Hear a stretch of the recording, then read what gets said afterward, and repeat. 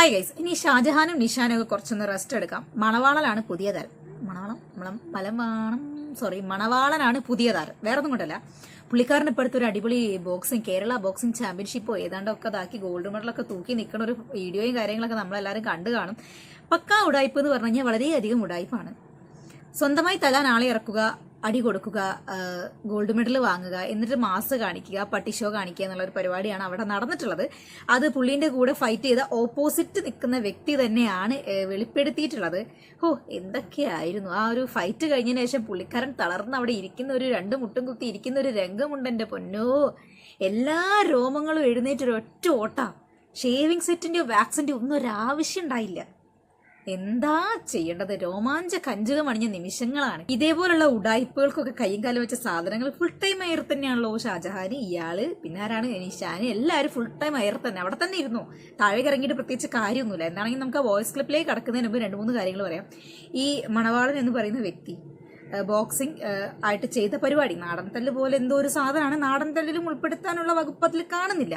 ഏതാണ്ടോ കൈയിട്ട് ഇങ്ങനെ നമ്മൾ ഈ കാടൊക്കെ മതിൽ ചപ്പ് വാരി വലിച്ചിങ്ങനെ പറക്കത്തില്ലേ, അതേമാതിരിയൊക്കെയാണ് ഇങ്ങനെ കാണിച്ചുകൊണ്ടിരിക്കുന്നത്. അതിനാണ് പുള്ളിക്കാരൻ ബോക്സിംഗ് ആണ്, ചാമ്പ്യനാണ്, ഇത് ഗോൾഡ് മെഡലാണ്, തേങ്ങാ മെഡലാണെന്നും പറഞ്ഞുകൊണ്ട് പൊക്കി പിടിച്ചുകൊണ്ടിരുന്നത്.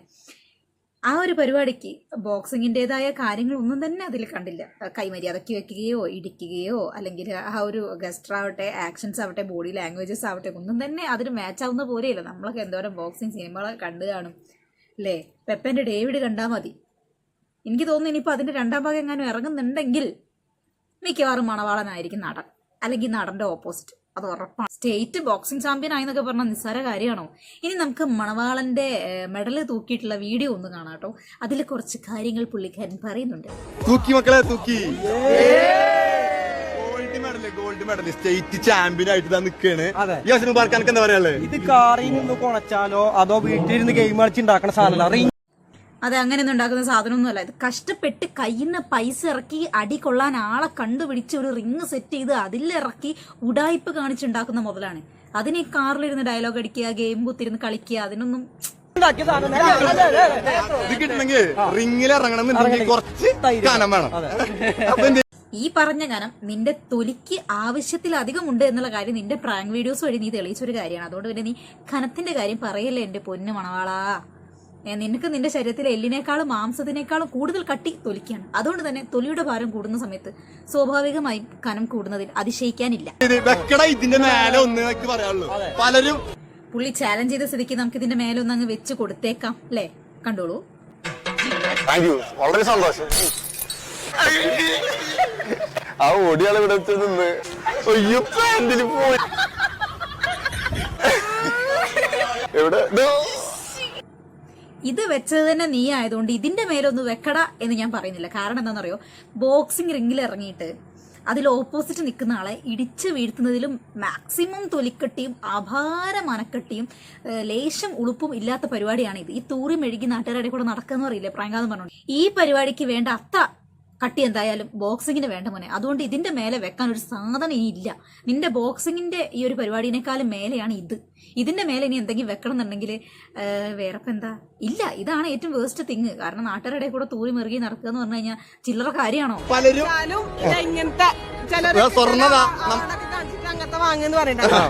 നമ്മുടെ നാടിന് വേണ്ടിട്ട് സ്വർണ്ണ മെഡൽ വാങ്ങിയിട്ട് നിൽക്കണേ.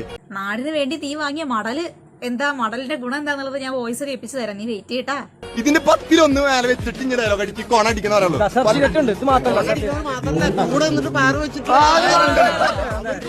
വെക്കട ഇതിന്റെ മേലെ ഒന്ന് ഞാൻ നമുക്ക് പറയാനുള്ളൂ. അതിനിടയ്ക്ക് സർട്ടിഫിക്കറ്റ് ഒക്കെ പൊക്കി പിടിച്ചോണ്ട് എന്തൊക്കെയോ പറയുന്നുണ്ട്. അതെ, സർട്ടിഫിക്കറ്റിന്റെ കാര്യം പറഞ്ഞപ്പോഴാണ് നമ്മൾ ഇങ്ങനെ ഒരു പരിപാടിക്ക് പങ്കെടുക്കുന്ന സമയത്ത് മെന്റലി ഫിസിക്കലി ഉള്ള സർട്ടിഫിക്കറ്റ് സാധനങ്ങളൊക്കെ വേണമെന്ന് വേറെ ആരാണ്ടൊക്കെയോ പറഞ്ഞൊരു കേട്ടുകേൾവിയുണ്ട്. ഈ പുള്ളിക്കാരനെ ജയിലിൽ പിടിച്ചൊരു സമയത്ത് മുടി വെട്ടി എന്തോ ഒരു സീനായപ്പോ വിഭ്രാന്തി കാരണം എന്തൊക്കെയോ ബഹളങ്ങൾ കാണിക്കുകയോ മാനസികാരോഗ്യ കേന്ദ്രത്തിൽ കിടക്കുകയോ അങ്ങനെ ഏതാണ്ടൊക്കെയോ ചൊറയൊക്കെ ഒപ്പിച്ച പുള്ളിക്കാരനാണ് ഈ മണവാളൻ. അങ്ങനെ നോക്കുമ്പോൾ മാനസികാരോഗ്യ കേന്ദ്രത്തിൽ കിടന്ന ഒരാളുടെ മെന്റൽ ഹെൽത്ത് ഓക്കെ അല്ല എന്നുള്ള കാര്യങ്ങൾ ആളുകൾക്ക് അറിയാം. അപ്പോൾ സർട്ടിഫിക്കറ്റ് കാര്യങ്ങളൊക്കെ ഇങ്ങനെ ഒരു ചാമ്പ്യൻഷിപ്പിൽ പങ്കെടുക്കാൻ എവിടുന്ന് കിട്ടി? അഥവാ ഉണ്ടെങ്കിൽ തന്നെ ആ സർട്ടിഫിക്കറ്റ്സ് കാര്യങ്ങളൊക്കെ ഒന്ന് കാണിച്ചു തരാൻ പറ്റുമോ മണവാള? ഇനിയിപ്പോൾ പുള്ളിക്കാരൻ സ്വന്തമായിട്ടൊന്നും ഉണ്ടാക്കി മുമ്പോട്ട് കൊണ്ടുവരുമോ എന്നുള്ള കാര്യം പറയാൻ പറ്റില്ല കേട്ടോ. കാരണം ഫുൾ ഉടായ്പാണ്. ഉടായ്പിന്റെ കയ്യും കാലം വെച്ച ടീമാണ്. എന്തൊക്കെ പറഞ്ഞു കഴിഞ്ഞാലും ഇയാൾ തൂക്കിയ ഈ ഒരു മടലും കയ്യെ പിടിച്ചുകൊണ്ടിരിക്കുന്ന ആ ഒരു സർട്ടിഫിക്കറ്റും എങ്ങനെ ഉണ്ടാക്കിയതാണ് എന്ന് കൂടെ ഫൈറ്റ് ചെയ്ത ഓപ്പോണന്റ് പറയുന്ന കാര്യങ്ങൾ നമുക്കൊന്ന് കേൾക്കാം. അത് അഫ്സൽ എന്ന് പറയുന്ന ഒരു പുള്ളിക്കാരൻ ഇവനെ ചലഞ്ച് ചെയ്തിട്ടുണ്ടായിരുന്നു. ഓപ്പൺ ആയിട്ടൊരു ഫൈറ്റിന് തയ്യാറാണോ? ഞാൻ തയ്യാറാണെന്നൊക്കെ പറഞ്ഞുകൊണ്ട്. കാരണം ബോക്സിങ് എന്നല്ല, അത് വെയിറ്റ് ഒക്കെ നോക്കി അതിൻ്റെതായ രീതിയിലാണ്, കാറ്റഗറി അനുസരിച്ചാണ് ചെയ്യുന്നത്. ഇതൊരുമാതിരി നാടന്തലാണ്, ബംഗാളിനെ കൊണ്ടുവന്ന് കൂടി അടിപോലെ ഉണ്ടെന്നൊക്കെ അഫ്സൽ എന്ന് പറയുന്ന പുള്ളിക്കാരൻ അയാളുടെ ഇൻസ്റ്റാഗ്രാം വഴി ഇവനെ ട്രോൾ ചെയ്തിട്ടുണ്ടായിരുന്നു. ഒരു ചാലഞ്ചിന് വിളിക്കുകയും ചെയ്തിട്ടുണ്ടായിരുന്നു. ആ പുള്ളി തന്നെയാണ് ഈ ഒരു ഓപ്പോസിറ്റ് നിൽക്കുന്ന ഇയാളുടെ വോയിസും കാര്യങ്ങളൊക്കെ ലീക്ക് ചെയ്തിട്ടുള്ളത്. എന്താണെങ്കിലും നമുക്ക് തല്ല് കൊണ്ട ആ വ്യക്തി പറയുന്ന കാര്യങ്ങളൊക്കെ ഒന്ന് കേൾക്കാം. ഞാൻ 3 മാസമേ ഉള്ളൂ MMA സ്റ്റാർട്ട് ചെയ്തിട്ട്. അപ്പം ഇത് എന്റെ കോച്ച് പറഞ്ഞു സ്റ്റേജ് ഫിയർ ഒക്കെ മാറുമല്ലേ, ഒന്ന് വാ ജസ്റ്റ് കണ്ടു നോക്ക്, ഇതൊരു ജസ്റ്റ് ഒരു മാച്ച്. ഓക്കെ, അങ്ങനെ പറഞ്ഞിട്ടാണ് നീ റിംഗിൽ ഇറങ്ങിയത് അല്ല? ഇറങ്ങിയത് ഇങ്ങനെ ഇതെടുത്ത് യൂട്യൂബ് ഇടും കോപ്പ് ഉണ്ടാക്കുന്ന. അതും ബ്രോ നമ്മുടെ എന്റെ സ്പെഷ്യൽ കാറ്റഗറിയാണ്. കാരണം എനിക്ക് 30 വയസ്സുണ്ട്.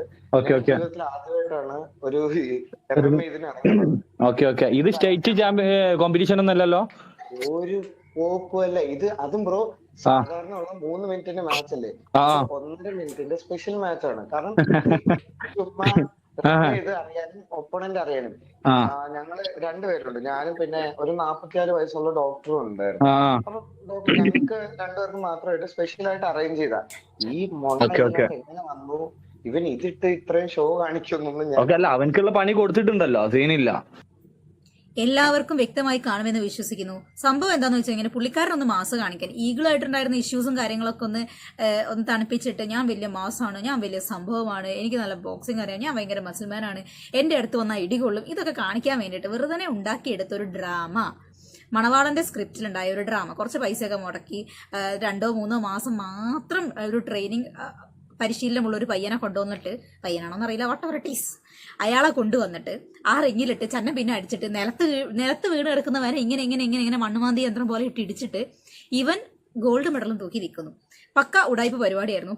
എല്ലാം പ്ലാൻ ചെയ്ത് സെറ്റ് ഇട്ടിട്ട് അതിനകത്ത് നടങ്ങേറിയ ഒരു നാടകം മാത്രമാണ് ഇപ്പൊ കണ്ടിട്ടുള്ള ഈ ഒരു MMA ഫൈറ്റോ ആ ഒരു പരിപാടി എന്ന് പറയുന്നത്.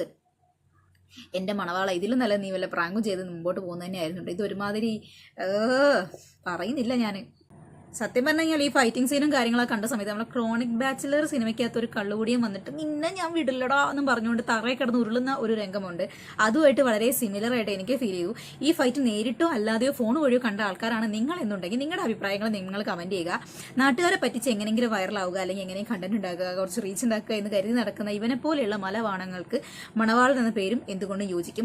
മാത്രമല്ല ഒരുപാട് ബോക്സേഴ്സ്, ചെങ്കിസ് ഖാൻ, പിന്നെ അങ്ങനെ ഒരുപാട് പേര് ഇവരെ ചലഞ്ച് ചെയ്യാൻ വേണ്ടി വിളിച്ചിട്ടുണ്ട്. ഈ മളവാളനെ പുള്ളിക്കാരൻ ഏതെങ്കിലും ഒരു ചാലഞ്ച് ഏറ്റെടുത്തിട്ട് ഇപ്പം ഈ പൈസ കൊടുത്ത് ഇടിച്ച പുള്ളിക്കാരന് പകരം മാന്യമായ രീതിയിൽ ആരെങ്കിലുമായിട്ട് നേരിട്ട് മുട്ടി ഒരു മടലോ എന്തെങ്കിലും തൂക്കി പിടിച്ച് നിൽക്കുന്നത് കാണട്ടെ എന്ന് ആശംസിച്ചും ആഗ്രഹിച്ചും കൊണ്ട് ഈ വീഡിയോ നിർത്താണ്. മറ്റൊരു വീഡിയോ കാണുന്നവരെ ബൈ.